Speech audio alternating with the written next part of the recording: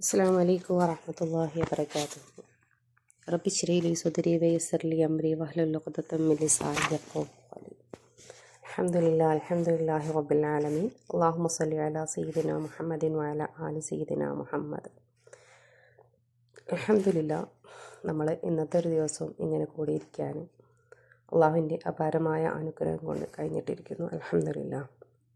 കഴിഞ്ഞ ക്ലാസ്സിൽ നമ്മൾ ലൈലത്തുൽ ഖദർ എന്നതുകൊണ്ട് ഉദ്ദേശിക്കുന്നത് ലൈലത്തുൽ ഖദറിൻ്റെ പ്രാധാന്യം, അല്ലാഹു സുബ്ഹാനഹു തആല ആ ഒരു സൂറത്ത് മുഴുവനായിട്ടും ലൈലത്തുൽ ഖദറിൻ്റെ പ്രാധാന്യത്തെ പറയുക, ലൈലത്തുൽ ഖദറിനെ മാത്രം അതിൽ ചർച്ച ചെയ്യുകയും ചെയ്യുന്നതിൽ കൂടി തന്നെ അതിൻ്റെ പ്രാധാന്യം നമുക്ക് മനസ്സിലായിട്ടുണ്ട്. അതുപോലെ ലൈലത്തുൽ ഖദർ, അതായത് വിധി നിർണയത്തിൻ്റെ രാത്രി, എന്തൊക്കെ കാര്യങ്ങളിലാണെന്നുള്ളത് നമ്മൾ ചർച്ച ചെയ്തു. അതുപോലെ ഖദർ എന്നതിൻ്റെ മറ്റൊരു മീനിങ് ആയിട്ടുള്ള ഷറഫാക്കപ്പെട്ടത്, ബഹുമാനപ്പെട്ടത് എന്നതിൻ്റെ ആദരണീയനായ റസൂൽ സല്ലല്ലാഹു അലൈഹി വസല്ലമക്ക് ആദരണീയനായ സയ്യിദായിട്ടുള്ള മലക്കുകളുടെ സയ്യിദായിട്ടുള്ള ജിബ്രീൽ അലൈഹിസ്സലാം വഴി ഏറ്റവും ആദരിക്കപ്പെടുന്ന ഖുർആൻ അവതരിപ്പിക്കപ്പെട്ടത്. അതുപോലെ ഖദർ എന്ന് ഞെരുക്കമെന്നും ഖുർആനിൽ ഉപയോഗിച്ചത് കാണാം. ഈ ഞെരുക്കം എന്ന് പറയുന്ന സമയത്തും അതിൻ്റെ മീനിങ് പണ്ഡിതന്മാർ അഭിപ്രായപ്പെടുന്നത്, ആകാശലോകത്ത് നിന്ന് കോടാനുകോടി മലക്കുകൾ ഭൂമിയിലേക്ക് ഇറങ്ങി വന്നിട്ട് ഭൂമിയിലുള്ള കല്ലുകളെക്കാൾ കൂടുതൽ അന്നത്തെ ദിവസം മലക്കുകൾ ഉണ്ടാവുമെന്നാണ്. അത്രയും മലക്കുകൾ ഭൂമിയിലേക്ക് ഇറങ്ങി വരുന്നത് കാരണം ഭൂമി ഞെരുക്കനുഭവപ്പെടുന്നുണ്ട് എന്നുള്ള അർത്ഥത്തിലും. അപ്പം ഇത്രയും പ്രാധാന്യമുള്ള ഒരു രാത്രിയാണ് ലൈലത്തുൽ ഖദർ എന്നത് നമുക്ക് പല വിഷയത്തിലൂടെയും മനസ്സിലാക്കാൻ കഴിഞ്ഞിട്ടുണ്ട്. പിന്നീട് അല്ലാഹു സുബ്ഹാനഹു വതആല ചോദിക്കുന്നുണ്ട്, വമാ അദ്റാക മാ ലൈലത്തുൽ ഖദർ, ലൈലത്തുൽ ഖദർ എന്ന് പറഞ്ഞാൽ എന്താണെന്ന് നിങ്ങൾക്കറിയുമെന്ന്. അങ്ങനെ ഒരു ചോദ്യം അവിടെ ഖുർആനിൽ ഇങ്ങനെ വമാ അദ്റാക എന്ന് തുടങ്ങിയിട്ട് 13 തവണയാണ് ഇങ്ങനെ ഒരു വമാ അദ്റാകയിൽ തുടങ്ങിയിട്ടുള്ള ആയത്തുകളുള്ളത്. അപ്പം വമാ അദ്റാക എന്താണെന്നുള്ളതിൻ്റെ അത് ഭാഷാപരമായിട്ട് ഇദ്ഹാർ ഫി മഖാമിൽ ഇദ്മാർ എന്നാണ് അതിന് പറയുക. അതായത് ഒരു കാര്യത്തിൻ്റെ പ്രാധാന്യം ബോധ്യപ്പെടുത്താൻ വേണ്ടിയിട്ട്. വമാ അദ്റാക, എന്താ നിങ്ങൾക്ക് അറിയുമോയെന്ന് ഇങ്ങനെ ചോദിക്കേണ്ട ആവശ്യമില്ലാതെ തന്നെ കാര്യം വേണമെങ്കിൽ അവിടെ പറയാം. എന്നാലും വീണ്ടും ആ ഒരു ചോദ്യം അവിടെ ചോദിച്ചത് അത്രയും പ്രാധാന്യമുണ്ട്, എന്താണെന്നുള്ളത് നിങ്ങൾക്ക് പറഞ്ഞു തരാമെന്ന് പറയുന്നത്. അപ്പം എന്നിട്ട് പറയുന്നത് ലൈലത്തുൽ ഖദ്രി ഖൈറും മിൻ അൽഫി ഷഹർ, അത് 1000 രാത്രിയേക്കാൾ പ്രാധാന്യമുള്ളതാണ്. 1000 രാത്രി എന്നല്ല പറഞ്ഞത്, 1000 രാത്രിയേക്കാൾ പ്രാധാന്യമുള്ളത്, 1000 മാസത്തേക്കാൾ പ്രാധാന്യമുള്ളതെന്ന്.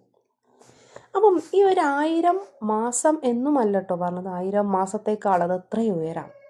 അങ്ങനെ പറയാനുണ്ടായ ഒരു കാരണം എന്ന് പറയുന്നുണ്ട്, അന്നത്തെ കാലത്തൊക്കെ അറബികൾ നമ്മളിപ്പോൾ കോടി എന്നൊക്കെ പറയില്ലേ, ഇപ്പോഴത്തെ ഒരു സാഹചര്യത്തിൽ കോടി, പക്ഷെ കുറേ മുമ്പുള്ള ലക്ഷം എന്ന് പറഞ്ഞാൽ വലിയൊരു സംഖ്യയായിരുന്നു. അപ്പോൾ അതിന് കുറേ വർഷങ്ങൾക്ക് മുമ്പ് ആണല്ലോ ആ ഒരു സമയത്ത് 1000 എന്നൊക്കെ പറയുന്നത് എന്തായിരിക്കും, വലിയൊരു സംഖ്യ എന്നുള്ള അർത്ഥത്തിലും ഉപയോഗിച്ചതാണെന്ന് പറയുന്നുണ്ട്. 1000 എന്ന് പറയുന്നത് വലിയൊരു സംഖ്യ ആയിട്ടുള്ള രീതിയിൽ അവർ സാധാരണയായിട്ട് ഉപയോഗിക്കുന്നത് കൊണ്ട് ആ ഒരു രീതിയിലാണ് 1000 എന്ന് പറഞ്ഞത്. അപ്പോൾ അതിൻ്റെ പ്രതിഫലം എത്ര എന്നുള്ളത് നമുക്ക് കാൽക്കുലേറ്റ് ചെയ്യാൻ കഴിയില്ല എന്നുള്ളതാണ്. അതിൽ തന്നെ 1000 മാസത്തേക്കാൾ എന്നാണ് പറയുന്നത്. അതെത്രയായിട്ടും ഉയർത്താൻ കഴിയും. അള്ളാഹുവിന് ആ രാത്രിയുടെ പ്രതിഫലത്തിൻ്റെ ദറജ എത്രയും ഉയർത്താം എന്നുള്ളതാണ് അതിൽ നമ്മൾ മനസ്സിലാക്കേണ്ടത്. അപ്പം 1000 മാസത്തേക്കാൾ പ്രതിഫലമുള്ള ദിവസം. 1000 മാസം എന്ന് തന്നെ പറയുമ്പോൾ 83 വർഷവും കുറച്ച് സമയങ്ങളും ഉണ്ടാവും. അപ്പോൾ 83 വർഷം തന്നെ നമ്മൾ കൂട്ടുകയാണെങ്കിൽ ആ ഒരു ദിവസത്തിലെ 1 മണിക്കൂർ എന്ന് പറയുന്നത് 13.9 വർഷമാണ്. 13 വർഷവും 9 മാസവും ഉണ്ടാവും. 1 മിനിറ്റ് എന്ന് പറഞ്ഞാൽ 85 ദിവസമാണ്. സുബ്ഹാനല്ലാഹ്, ഒന്ന് കണക്കൂട്ടി വയ്ക്കില്ലേ, 1 മിനിറ്റ് നമ്മളൊരു ദിക്ർ സുബ്ഹാനല്ലാഹ് ചൊല്ലിയാൽ 85 ദിവസം സുബ്ഹാനല്ലാഹ് പറഞ്ഞ പ്രതിഫലമാണ്. 1 മണിക്കൂർ നമ്മൾ ഖുർആൻ ഓതിയാൽ 13.9 വർഷം തുടർച്ചയായിട്ട് ഖുർആൻ ഓതിയ ദിവസമാണ്. ഇതിന് അള്ളാഹു നമ്മുടെ റസൂൽ സല്ലല്ലാഹു അലൈഹി വസല്ലമയുടെ ഉമ്മത്തിന് ഈ ഒരു ദിവസത്തെ നൽകാനും ഒരുപാട് പ്രത്യേകതയുണ്ട്. നമ്മൾ ഈ 1000 മാസം എന്നൊക്കെ പറയുന്ന സമയത്ത് തന്നെയല്ലേ പണ്ട് കാലത്ത് അണ പൈസ ഒക്കെ നിലവിലുള്ള നമ്മുടെ നാട്ടിൽ തന്നെ അണയും 5 പൈസ 1 പൈസ 10 പൈസ ഒക്കെ നിലവിലുള്ള സമയത്ത് 1 രൂപ എന്നൊക്കെ പറയുന്നത് അല്ലെ 10 രൂപ 1000 എന്നൊക്കെ പറയുന്നത് വലിയ സംഖ്യയായിരുന്നു. അപ്പോൾ അതുപോലെയുള്ള ഒരു 1000 എന്ന കണക്ക് പറയുകയാണെങ്കിലും 1000 മാസത്തേക്കാൾ എന്ന് പറയുമ്പം അത് എത്രമാത്രം ഉണ്ടാവും എന്നുള്ളതാണ്. നമ്മൾ ഇപ്പോഴത്തെ നിലവ് പോലും 1000 മാസത്തെ പ്രതിഫലം ലൈലത്തുൽ ഖദറിന് കിട്ടുകയാണെങ്കിലുള്ള കണക്കായി പറഞ്ഞത്. ആ 83 വർഷം ആ ഒരൊറ്റ ദിവസം നമ്മൾ ഉപയോഗപ്പെടുത്തുകയാണെങ്കിൽ 83 വർഷം ഇബാദത്ത് ചെയ്ത പ്രതിഫലം. 1 മണിക്കൂർ 13.9, 1 മിനിറ്റ് 85 ദിവസം. അപ്പോൾ ആ ഒരു ദിവസത്തെ ഒരു സെക്കൻഡിന് പോലും അത്രയേറെ പ്രതിഫലം ഉണ്ട് അല്ലേ. അപ്പം ഈ ഒരു ദിവസം എന്ന് പറയുന്നത് പിന്നെ ബനു ഇസ്രായേലൊക്കെ ഉള്ള പെട്ട ആളുകൾ അല്ലെങ്കിൽ നമ്മുടെ പ്രവാചകൻ്റെ മുമ്പുള്ള പ്രവാചകന്മാർക്കൊക്കെ ഉള്ള ഉമ്മത്തിന് ആയുസ് വളരെ കൂടുതലായിരുന്നു.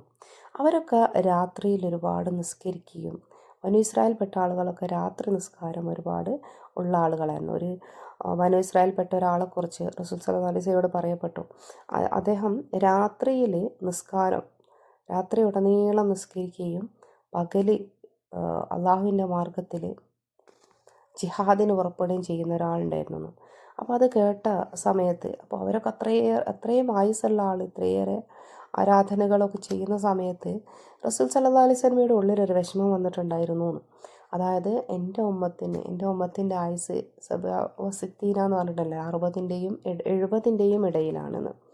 അപ്പം മുൻകാല പ്രവാചകന്മാർക്ക് നൂഹ് നബി 950 വർഷക്കാലം പ്രബോധനം നടത്തി നമുക്കറിയാം. അപ്പോൾ ആ ഒരു കാലഘട്ടത്തിൽ 1000 വർഷങ്ങൾക്കും ഒക്കെ മുകളിൽ ജീവിച്ചത് 1000 1500 വർഷം എന്നൊക്കെ പറയപ്പെടുന്നുണ്ട്. അപ്പം അതുപോലെ നമ്മുടെ മുമ്പുള്ള എല്ലാ പ്രവാചകന്മാരിലെയും ഉമ്മത്തിൻ്റെ ആയുസ് വളരെ കൂടുതലായിരുന്നു. എന്നാൽ റസൂൽ സല്ലല്ലാഹു അലൈഹി വസല്ലമയുടെ ഉമ്മത്തിൻ്റെ ആയുസ് 60ൻ്റെയും 70ൻ്റെയും ഇടയിലാണ്. അപ്പം ഈ ഒരു ആയുസ് വളരെ കുറവായത് കാരണം അല്ലാഹു സുബ്ഹാനഹു തആല റസൂൽ സല്ലല്ലാഹു അലൈഹി വസല്ലമയുടെ ഉമ്മത്തിന് ഗിഫ്റ്റായിട്ട് നൽകിയതാണ് ഈ ലൈലത്തുൽ ഖദർ. നമുക്ക് 5 വക്ത് നിസ്കാരം ഗിഫ്റ്റായിട്ട് നൽകിയതിനെ കുറിച്ച് നമുക്കറിയാലേ.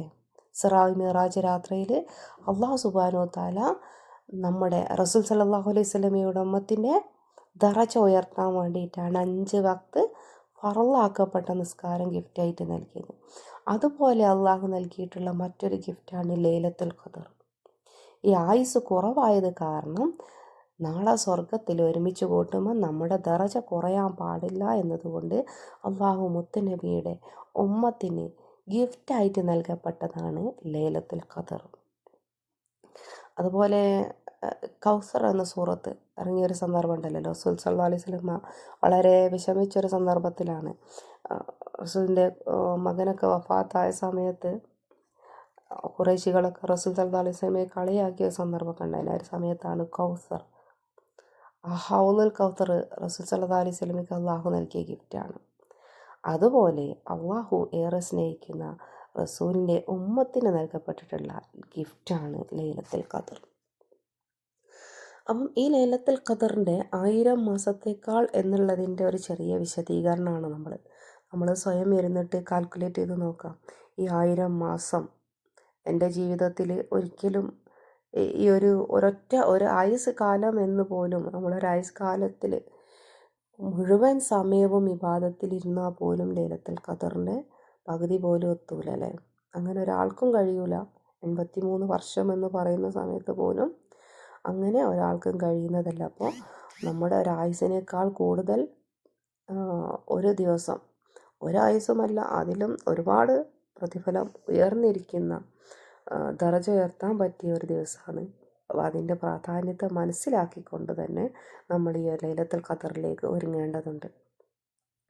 അതുപോലെ പ്രവാചകൻ മാദ്രാക ലൈലത്തുൽ ഖദർ ഖൈറും മിൻ അൽഫി ശഹർ തനസ്സലുൽ മലായികതി വറൂഹു ഫിഹാ ബിഇദ്നി റബ്ബിഹിം മിൻ കുല്ലി അംർ. അടുത്ത ആയത്ത് പറയുന്നതാണ്, അന്നേത്തെ ദിവസം അള്ളാഹുവിൻ്റെ അനുമതിയോടെ മലായിക്കത്തുകളും അവരുടെ റൂഹ് എന്ന് അള്ളാഹു വിശേഷിപ്പിച്ചത് ജിബ്രീൽ അലൈഹിസ്സലാമിനാണ്. അവരുടെ സയ്യിദായ ജിബ്രീൽ അലൈഹിസ്സലാമയും ഭൂമിയിലേക്ക് ഇറങ്ങി വരുന്ന ദിവസം. നമുക്കറിയാം പ്രവാചകൻ സല്ലല്ലാഹു അലൈഹി വസല്ലമയ്ക്ക് വഹി ഇറക്കാൻ നിയോഗിക്കപ്പെട്ടതാണല്ലോ ജിബ്രീൽ അലൈഹിസ്സലാമയെ. അപ്പോൾ റസൂലിന് ശേഷം മറ്റൊരു പ്രവാചകൻ ഇല്ലാത്തത് കാരണം റസൂലിൻ്റെ വഫാത്തിന് ശേഷം ജിബ്രീൽ അലൈഹിസ്സലാമിന് ഭൂമിയിലേക്ക് ഇറങ്ങി വരാനുള്ള അനുമതിയില്ല. പക്ഷേ ഈ ലൈലത്തുൽ ഖദറിൻ്റെ ദിവസം അള്ളാഹുവിൻ്റെ അനുമതിയോടെ ജിബ്രീൽ അലൈഹിസ്സലാമയും ഭൂമിയിലേക്ക് ഇറങ്ങി വരുന്ന ദിവസമാണ്. ജിബ്രീൽ അലൈഹിസ്സലാം അന്നത്തെ ദിവസം സലാമുൻ അവൻ്റെ തനസലുൽ മലായികത്തി വറൂഹ് ഫിഹാ ബിഇദ്നി റബ്ബിഹിം മിൻ കുല്ലി അംർ സലാമുൻ ഹിയ ഹത്താ മത്ലഇൽ ഫജ്ർ. അന്നത്തെ ദിവസം എന്തായിരിക്കും? വളരെയധികം ശാന്തതയുള്ളതായിരിക്കും, സമാധാനം നിറഞ്ഞതായിരിക്കും.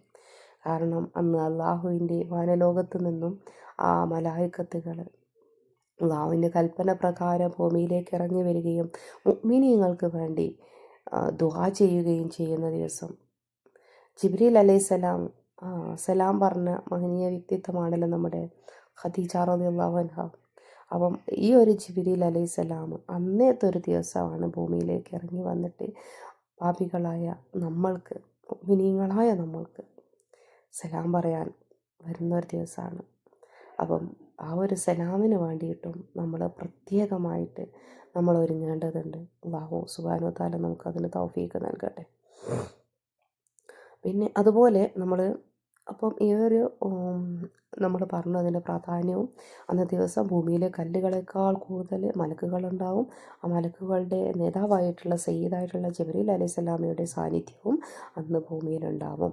പിന്നെ 1000 മാസത്തേക്കാൾ എന്നതിൻ്റെ ഒരു കണക്കും നമ്മൾ പറഞ്ഞിട്ടുണ്ട്. അപ്പം ഈ ഒരു സമയത്ത് നമ്മൾ പ്രത്യേകം ശ്രദ്ധിക്കേണ്ടതാണ്, നമ്മൾ എന്തൊരു കാര്യം ചെയ്യുന്ന സമയത്ത് തുടക്കത്തിൽ നല്ല ആവേശമായിരിക്കും. എന്നാൽ പതിയെ അവസാനമാകുമ്പോഴേക്ക് നമുക്ക് ആ ആവേശമൊക്കെ ഇങ്ങനെ കുറഞ്ഞു വരുന്നതായിട്ട് കാണാം. പക്ഷെ അന്ത്യത്തിൽ ആരാണോ വിജയിച്ചത് അവരാണ് യഥാർത്ഥ വിജയി, അല്ലേ? നമ്മൾ മരിക്കുന്ന സമയത്ത് ലാ ഇലാഹ ഇല്ലല്ലാഹ് എന്ന കലിമ ചൊല്ലി മരണപ്പെട്ടവർ, അതുപോലെ അവസാന സമയം നമ്മളത് ഏറ്റവും നന്നാവുന്നത്, ഇതൊക്കെയാണ് നമ്മുടെ യഥാർത്ഥ വിജയമെന്ന് നമ്മൾ ഇസ്ലാമിൽ ചിന്തിക്കുന്നത്. കാരണം നമ്മുടെ യഥാർത്ഥ ജീവിതം ഇവിടെയല്ല എന്നുള്ളത് നമുക്കറിയാം. നമുക്ക് മരണത്തിന് ശേഷം എന്നെന്നും വസിക്കാനായിട്ടുള്ള ഒരു ജീവിതമുണ്ട്. അതിൻ്റെ ഇടയിലുള്ള കുറഞ്ഞൊരു സമയം മാത്രമാണ് ഈ ഭൂമിയിലുള്ള ജീവിതം. അപ്പോൾ നമ്മുടെ അവസാനം വിജയിക്കണം. കാരണം ലൈലത്തുൽ ഖദറിന് അല്ലാഹു സുബ്ഹാനഹു വ തആല അവസാനത്തിലേക്കാണ് നിയോഗിക്കപ്പെട്ടിട്ടുള്ളത്. അവസാനം റമളാൻ്റെ ഹൃദയഭാഗം വരുന്ന ഈ ലൈലത്തുൽ ഖദർ അവസാനത്തെ 10-ലാണ്. സഹിഹായ 3 ഹദീസുകൾ റമളാനെ കുറിച്ച് റസൂൽ സല്ലല്ലാഹു അലൈഹി വസല്ലം പറയുന്നുണ്ട്. ഒന്ന്, റമളാൻ മാസത്തിൽ പ്രതിഫലേച്ഛയോടുകൂടെ അള്ളാഹുവിൻ്റെ പ്രീതി കാംക്ഷിച്ചുകൊണ്ട് പ്രതിഫലേച്ഛയോടുകൂടെ നോമ്പ് അനുഷ്ഠിക്കുന്നതിന് മുഴുവൻ പാപവും പൊറുക്കപ്പെടുന്നു. ഇനി അത് കഴിഞ്ഞ ശേഷം റസൂൽ ഒരു ഹദീസും കൂടെ പറയുന്നുണ്ട്, റമളാനിൽ രാത്രി നിസ്കാരം പ്രതിഫലേച്ഛയോടുകൂടെയും പാപമോചനമൊക്കെ പ്രതീക്ഷിച്ച് അള്ളാഹുവിൻ്റെ പ്രീതി കാംക്ഷിച്ച് രാത്രി നിസ്കാരം നിർവഹിച്ചവർക്ക് എന്തുണ്ട്? എല്ലാ പാപങ്ങളും പൊറുക്കപ്പെടുമെന്ന് പറയുന്നുണ്ട്. പിന്നെ അതും കഴിയാതെ നഷ്ടപ്പെട്ടു പോയി റമളാൻ മാസത്തിലെ മുഴുവൻ നോമ്പുകളും ഇങ്ങനെ നോൽക്കാൻ കഴിയാതെ പോവുകയല്ലേ, രാത്രി നിസ്കാരം മുഴുവനായിട്ടും ഇതുപോലെ ചെയ്യാൻ കഴിയാതിരിക്കുകയും ചെയ്യുന്നവർക്ക് ഒരു ഓഫർ കൂടെ വരികയാണ്. ലൈലത്തുൽ ഖദറിൻ്റെ അന്ന് ആ ഒരു രാത്രിയിൽ നിങ്ങൾ ഹയാത്താവുകയും നിങ്ങളുടെ നിസ്കാരങ്ങളും പ്രതിഫലോചയോടുകൂടെ ലൈലത്തുൽ ഖദറിനെ പ്രതീക്ഷിച്ചിട്ട് അതിനു വേണ്ടി നമ്മൾ പ്രതിഫലോചയോടുകൂടെ നമ്മുടെ നിസ്കാരങ്ങളും ദുആകളും എല്ലാം വർദ്ധിപ്പിക്കുന്നവരുടെ മുഴുവൻ പാപങ്ങളും പൊറുക്കപ്പെടും എന്നുള്ളത്. അപ്പം ഇതിലെല്ലാം ലൈലത്തുൽ ഖദറിൻ്റെ പ്രാധാന്യത്തെ ആ ഒരു ദിവസമെങ്കിലും നിങ്ങൾ നഷ്ടപ്പെടുത്തരുത് എന്ന് പറയുന്നുണ്ട്. അപ്പം ഇതിനെ നമ്മളോട് പ്രതീക്ഷിക്കാൻ പറയുന്നത് അവസാനത്തെ 10 തിരയാനാണ് പറയുന്നത്. അതിന് 2 അഭിപ്രായം. വൽ ഫജർ വലയാലിൻ അശ്ർ എന്ന ഒരു സൂറത്തിൻ്റെ വ്യാഖ്യാനം വെച്ചിട്ടും പണ്ഡിതന്മാർ അവസാനത്തെ 10 എന്ന് പറയുന്നുണ്ട്. അതിൽ 2 അഭിപ്രായം വരുന്നുണ്ട്. ഒന്ന് ദുൽഹിജ്ജയിലെ 10 ആണെന്നുള്ളത്, പിന്നെ അല്ലെങ്കിൽ റമളാനിലെ അവസാനത്തെ 10 എന്നുള്ളത്. അതുപോലെ ആയിഷ റളിയല്ലാഹു അൻഹ ഒരുപാട് ഹദീസുകൾ റിപ്പോർട്ട് ചെയ്യപ്പെട്ടിട്ടുള്ള മഹദിയാണ്. അവർ പറയുന്നുണ്ട് അവസാനത്തെ 10 റസൂൽ സല്ലല്ലാഹു അലൈഹി വസല്ലമ രാത്രിയെ ജയിപ്പിക്കാറുണ്ടായിരുന്നു. എല്ലാ സമയങ്ങളിലും റസൂൽ സല്ലല്ലാഹു അലൈഹി വസല്ലമ രാത്രി നിസ്കാരത്തിന് പ്രാധാന്യം നൽകിയിരുന്നു. എന്നാൽ റമളാനിൽ അവസാന രാത്രിയിൽ റസൂൽ സല്ലല്ലാഹു അലൈഹി വസല്ലമ ഏറെ പ്രാധാന്യം നൽകി രാത്രിയെ മുഴുവനും റസൂൽ ഹയാത്താക്കുകയും കുടുംബാംഗങ്ങളെ വിളിച്ചുണർത്തി കൂടെ കൂട്ടുകയും ചെയ്തിട്ടുണ്ടായിരുന്നുവെന്ന് ആയിഷ റളിയല്ലാഹു അൻഹ റിപ്പോർട്ട് ചെയ്തിട്ടുണ്ട്. അപ്പം എന്നാണ് ലൈലത്തുൽ ഖദർ എന്നതിനെക്കുറിച്ച് റസൂലിനോട് ചോദിക്കപ്പെട്ടപ്പോൾ അവസാനത്തെ 10 തിരയുക എന്ന് പറഞ്ഞതാണ്. പ്രബലമായ അഭിപ്രായത്തിൽ ഒറ്റയിട്ട രാവുകൾ എന്ന് പറയുന്നുണ്ട്. ലൈലത്തുൽ ഖദർ 27-ാം രാവാണ് എന്നതിന് പണ്ഡിതന്മാർ അഭിപ്രായപ്പെടുന്നുള്ളൂ. ഒരിക്കലും അത് ആ ഒരു ദിവസത്തിന് വേണ്ടി മാത്രം നമ്മൾ കാത്തു നിൽക്കാൻ പാടില്ല. കാരണം റസൂൽ കൃത്യമായിട്ടൊരു ദിവസം പറഞ്ഞിട്ടില്ല. ഖുർആനിലെ ലൈലത്തുൽ ഖദർ എന്ന ആ ഒരു സൂറത്തിലുള്ള അക്ഷരങ്ങളുടെയും പിന്നെ അതുപോലെ അതിലുള്ള വാക്കുകളുടെയൊക്കെ ഒരു അറബി വ്യാഖ്യാന പ്രകാരമാണ് അവർ 27 എന്നുള്ളത് പറയുന്നത്. എന്തായാലും 27 എന്നും 25 എന്നും എല്ലാം അഭിപ്രായപ്പെടുന്നുണ്ട്. എല്ലാ റമളാനിലും റസൂൽ സല്ലല്ലാഹു അലൈഹി വസല്ലമയുടെ ഹിഫ്ള് ജിബ്രീൽ അലൈഹിസ്സലാം പരിശോധിക്കാറുണ്ടായിരുന്നു. അങ്ങനെ അവസാനത്തെ റസൂൽ മരണപ്പെടുന്നതിൻ്റെ അവസാനത്തെ റമളാനിൽ അത് 2 തവണ പരിശോധിച്ചിട്ടുണ്ട്. അങ്ങനെ ഹിജ്റക്ക് 23 വർഷക്കാലമായിട്ടാണല്ലോ ഖുർആൻ അവതരിക്കപ്പെട്ടത്. അപ്പം 23 വർഷവും അവസാനമുള്ള ആ ഒരു വർഷത്തെ 24 2 തവണ എന്ന് പറയുമ്പോൾ 23 2 25-ാം രാവാണെന്ന് അഭിപ്രായപ്പെടുന്നുണ്ട്. ഇതൊക്കെ നിഗമനങ്ങൾ മാത്രമാണ്. പക്ഷേ റസൂൽ സല്ലല്ലാഹു അലൈഹി വസല്ലമക്ക് ലൈലത്തുൽ ഖദറിനെ കുറിച്ച് ആ ദിവസത്തെ അള്ളാഹു വെളിവാക്കി കൊടുത്തിരുന്നു, അറിയിച്ചു കൊടുത്തിട്ടുണ്ടായിരുന്നു. അങ്ങനെ റസൂൽ പള്ളിയിലേക്ക് ആ ഒരു വാർത്ത അറിയിക്കാനായി സന്തോഷത്തോടെ വരുന്ന സമയത്ത് 2 മുസ്ലിങ്ങൾ തമ്മിൽ തർക്കം വഴിയിൽ കണ്ടു. 2 പേരും എന്തോ ഒരു കാര്യത്തിന് വേണ്ടി തർക്കിക്കുന്നത് റസൂൽ സല്ലല്ലാഹു അലൈഹി വസല്ലമ കാണുകയും ആ ഒരു സമയത്ത് റസൂൽ അവരുടെ അടുത്തേക്ക് പോയി സംസാരിച്ച് പിന്നീട് അവരോട് റസൂൽ പറയുന്നുണ്ട്, എനിക്ക് ലൈലത്തുൽ ഖദറിനെ കുറിച്ച് അറിയിക്കപ്പെട്ടിട്ട് ആ വാർത്ത അറിയിക്കാൻ വന്നതായിരുന്നു, പക്ഷേ ഇപ്പം എന്നോടത് മറന്നുപോയിട്ടുണ്ടെന്ന്. അപ്പം മുസ്ലിങ്ങൾ തമ്മിലുള്ള തർക്കം അല്ലെങ്കിൽ നമ്മുടെ കുടുംബങ്ങൾ തമ്മിലുള്ള ഒരു തർക്കം ഒക്കെ നമ്മൾ വളരെ പ്രാധാന്യത്തോടെ എടുക്കേണ്ടതാണ്. കാരണം ഇത്രയും മഹനീയമായ ഒരു രാത്രിയുടെ വിവരം ലഭിച്ചിട്ട് അത് റസൂലിനെ കൊണ്ട് മറപ്പിക്കാൻ പോലും തർക്കം കാരണമായിട്ടുണ്ട് എന്നുള്ളതാണ്. അപ്പം നമ്മുടെ ആരുടെങ്കിലും പ്രയാസങ്ങളോ നമ്മൾ തർക്കിക്കേണ്ടി വന്നതോ ഉണ്ടെങ്കിൽ നമ്മൾ ഈ രാവിൻ്റെ മുമ്പായിട്ട് റമളാനിന് മുമ്പായിട്ട് നമ്മൾ ക്ലീൻ ചെയ്തിട്ടുണ്ടാവാം. റമളാനിൽ ഓരോ ദിവസങ്ങൾ ചെയ്തിട്ടുണ്ട്. എന്നാലും ഒന്നുകൂടെ പ്രാധാന്യത്തോടെ നമ്മൾ ഉണർത്തുക. ആരെങ്കിലുമായിട്ട് എന്തെങ്കിലും പ്രയാസങ്ങൾ നമ്മുടെ ഉള്ളിലുണ്ടെങ്കിൽ അത് ഈ ലൈലത്തുൽ ഖദറിൻ്റെ അവസാന 10-ൻ്റെ മുമ്പായിട്ട് വെറും ഒരു ദിവസങ്ങൾ മാത്രമേ ഉള്ളൂ അല്ലേ, ഒരു ദിവസം ഗൾഫിലൊക്കെ ഉള്ള ആളുകൾക്ക് ഇന്നൊരു ദിവസം കൂടെ അല്ലെങ്കിൽ നാളെ ആയിട്ടും എന്തായാലും ഈ ഒരു സമയത്തിന് മുമ്പായിട്ട് നമ്മൾ ആ ഒരു പ്രശ്നങ്ങളൊക്കെ മനസ്സിലുണ്ടെങ്കിൽ അത് ഒഴിവാക്കുക. പിന്നെ ലൈലത്തുൽ ഖദറിന് കൃത്യമായി നമുക്ക് അറിയിക്കാതിരുന്നതും അള്ളാഹുവിൻ്റെ കാരുണ്യമാണ്. എന്തെന്ന് ചോദിച്ചാൽ നമുക്ക് ഒരുപാട് ദിവസത്തിൻ്റെ പ്രാധാന്യങ്ങൾ പറഞ്ഞു തന്നിട്ടുണ്ട്. ദുൽഹിജ്ജ 10 ദിവസത്തിലത്തത് യൗമുൽ ജുമയിൽ രാവിലെ മുതൽ ഉച്ചവരെയുള്ള ഒരുപാട് സമയങ്ങളുടെ പ്രാധാന്യം നമുക്ക് അല്ലാഹു സുബ്ഹാനഹു വ തആല അറിയിച്ചു തന്നിട്ടുണ്ട്. എന്നാൽ ആ ഒരു ദിവസങ്ങളൊക്കെ നമ്മൾ വേണ്ട രീതിയിൽ ഒരിക്കലും ഉപയോഗപ്പെടുത്തുന്നില്ല. ശരിയല്ലേ? വെള്ളിയാഴ്ച ദിവസം നമുക്ക് ഒരുപാട് പ്രാധാന്യം നമുക്കറിയാം, അതൊന്നും നമ്മൾ വേണ്ടത്ര ഉപയോഗപ്പെടുത്തുന്നില്ല. അങ്ങനെ എങ്ങാനും ലൈലത്തുൽ ഖദറിനെ കുറിച്ച് നമുക്ക് അറിയിച്ചു തന്നിട്ട് ആ ഒരു ദിവസത്തെ പോലും നമ്മൾ ഉപയോഗിച്ചിട്ടില്ലായിരുന്നെങ്കിൽ ആ ഒരു ദിവസത്തെയും നമ്മൾ ഇതേപോലെ നിസ്സാരവൽക്കരിച്ചിട്ടുണ്ടെങ്കിൽ ഒരിക്കലും നമുക്കതിന് തൗബ ചോദിക്കാൻ പോലും കഴിയില്ലല്ലേ. 60-ൻ്റെയും 70-ൻ്റെയും ഇടയിൽ ആയുസ്സുള്ള ഒരു മനുഷ്യന് ഒരു വർഷത്തിൽ ഈ ഒരു ദിവസത്തെ കൊടുക്കുകയാണ് 83 വർഷക്കാലം 1000 എന്ന് കണക്കൂട്ടിയാൽ പോലും 1000 മാസത്തേക്കാൾ എന്നാണ് അവിടെ പറയുന്നത്. അപ്പം അതിൻ്റെ പ്രതിഫലം ഒരുപാടുണ്ട്. ഇങ്ങനെ അയാളുടെ ജീവിതത്തിൽ ഒരു 10 ലൈലത്തുൽ ഖദർ കിട്ടുകയാണെങ്കിൽ തന്നെ എത്രമാത്രം വർഷങ്ങൾ ഇബാദത്ത് ചെയ്ത കൂലി ഉണ്ടാവും.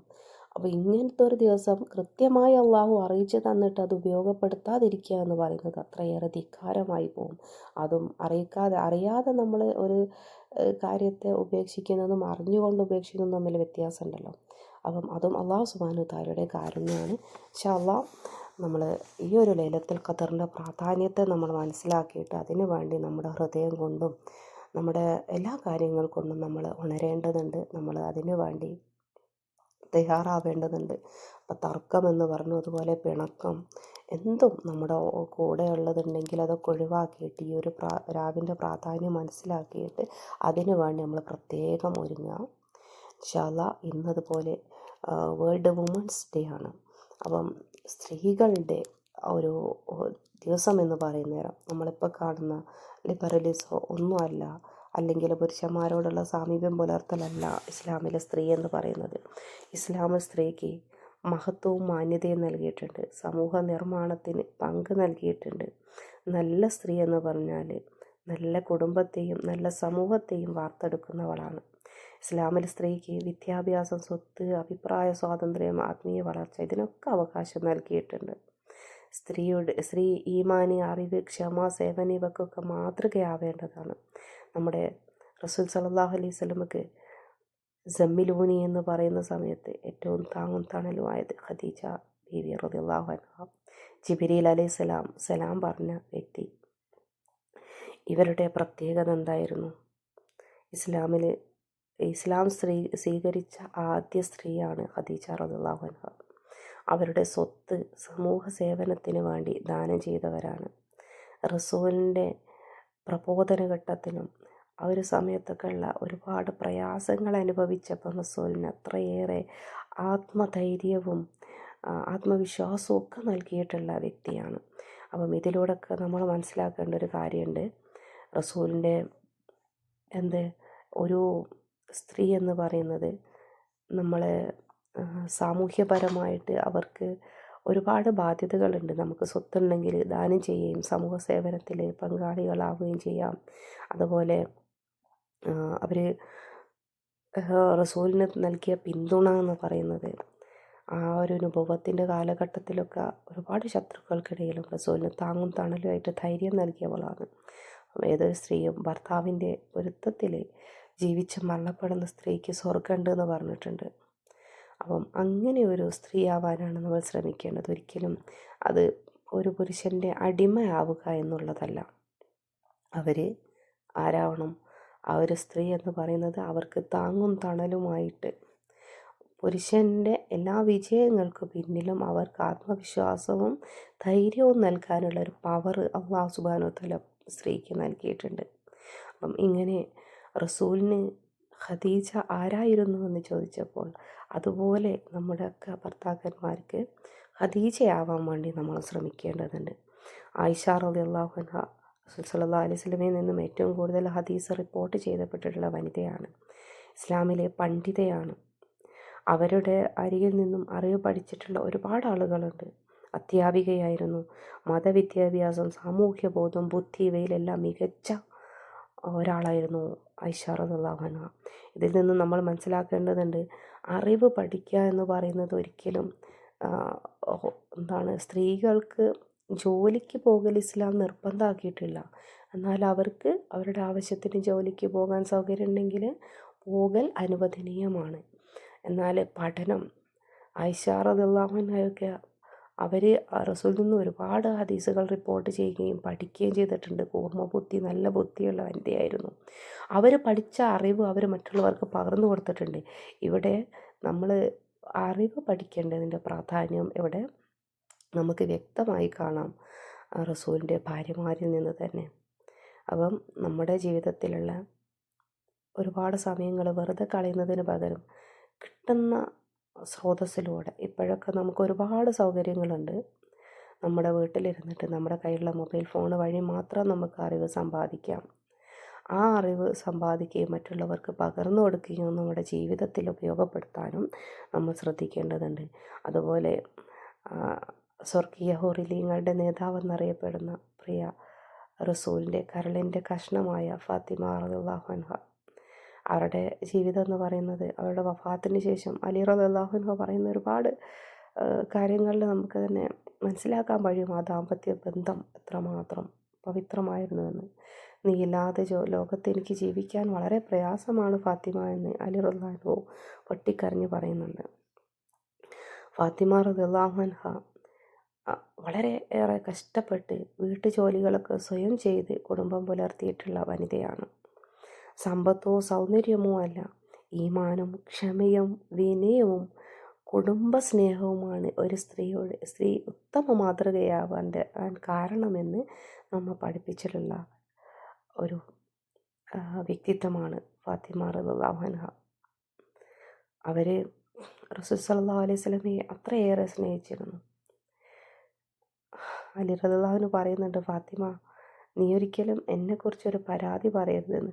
പക്ഷേ ഒരു കാരക്ക ചീന്തുകൊണ്ട് പോലും സ്വതക്ക ചെയ്യാൻ തയ്യാറായ ഫാത്തിമ, തൻ്റെ മക്കൾ അലി ഹുസൈൻ റളിയല്ലാഹുവിനെ ഏറ്റവും ഉത്തമമായ രീതിയിൽ വളർത്തിയ ഫാത്തിമ, ഒരു കാരക്ക മാത്രം വീട്ടിലുള്ള സമയത്തും അതിൻ്റെ ഒരു പകുതി ദാനം ചെയ്യാൻ തയ്യാറായ ഫാത്തിമ. ഇങ്ങനെ ഒരുപാട് വ്യക്തിത്വങ്ങൾ ഇസ്ലാമിൽ സ്ത്രീക്ക് മാതൃകയാക്കാനുണ്ട്. അപ്പോൾ നമ്മൾ മോഡേൺ വ്യക്തിത്വം അല്ലെങ്കിൽ മോഡേണിസം എന്നൊക്കെ പറഞ്ഞിട്ട് നമ്മുടെ വസ്ത്രത്തിലും നമുക്ക് ഇസ്ലാം നൽകിയിട്ടുള്ള വാല്യൂ കളഞ്ഞിട്ട് ഒരിക്കലും അതിൻ്റെ കൂടെ പോകേണ്ടതില്ല.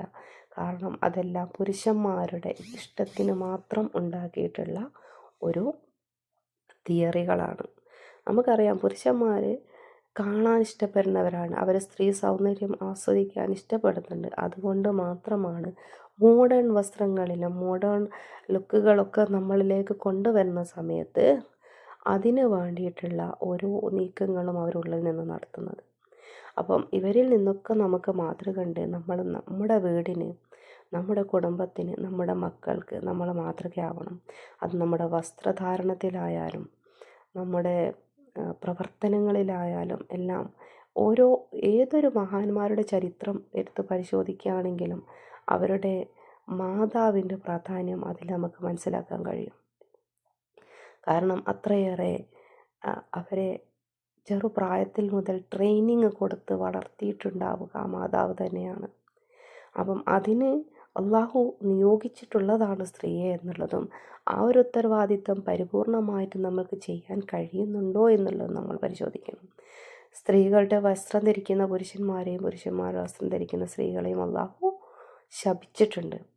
അപ്പം ഇപ്പോഴത്തെ കാലഘട്ടത്തിലൊക്കെ നമ്മുടെ വസ്ത്രധാരണം ആ ഒരു രൂപത്തിലായി പോകുന്നുണ്ടോ, അല്ലെങ്കിൽ നമ്മുടെ മക്കളുടെ വസ്ത്രധാരണം ആ ഒരു രൂപത്തിലേക്കായി പോകുന്നുണ്ടോ എന്നുള്ളതൊക്കെ നമ്മൾ പ്രത്യേകം ശ്രദ്ധിക്കേണ്ടതുണ്ട്. അള്ളാഹു തൗഫീഖ് നൽകട്ടെ. നമ്മൾ ചെറുപ്പം മുതലേ അവർ വളരുന്ന പ്രായഘട്ടത്തിൽ ഈ ഒരു അറിവ് നൽകുകയാണെങ്കിൽ എന്തുകൊണ്ടാണ് ഇത് എന്നുള്ളത്, ഈ ഇപ്പോഴത്തെ സോഷ്യൽ മീഡിയ അഡിക്ഷനൊക്കെ അവരെ തെറ്റിദ്ധരിപ്പിക്കുന്ന സമയത്ത് യഥാർത്ഥ ഇസ്ലാമിൽ സ്ത്രീകൾക്ക് ഇത്രയേറെ പ്രാധാന്യം നൽകിയിട്ടുണ്ടെന്നും സ്ഥാനം നൽകിയിട്ടുണ്ട് എന്നുള്ളതും അവരെ ബോധ്യപ്പെടുത്തുക. അല്ലാഹു സുബ്ഹാനഹു വ തആല തൗഫീഖ് നൽകുമാറാകട്ടെ.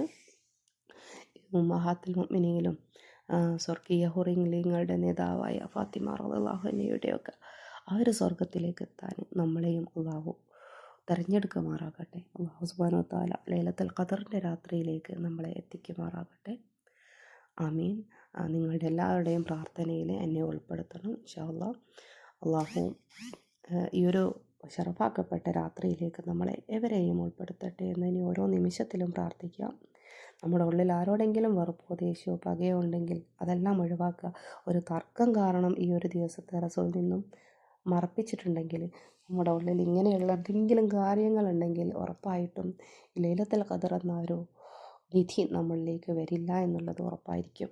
അതുകൊണ്ട് നമ്മൾ തേടിക്കൊണ്ടേയിരിക്കുക, നമ്മുടെ ഉള്ളം ക്ലീനാക്കുക, അള്ളാഹുവിനോട് ചോദിക്കുക. അള്ളാഹു കാരുണ്യവാനാണ്, റഹ്മാനാണ്, റഹീമാണ്, ഗഫാറാണ്. ആ റബ്ബ് നമുക്ക് നൽകുക തന്നെ ചെയ്യും ഇൻഷാ അല്ലാഹ്. അള്ളാഹുവിൻ്റെ കാരുണ്യത്തിൽ നമ്മൾ വിശ്വസിക്കുക. അസ്സലാമു അലൈക്കും വറഹ്മത്തുള്ളാഹി വബറകാതുഹു.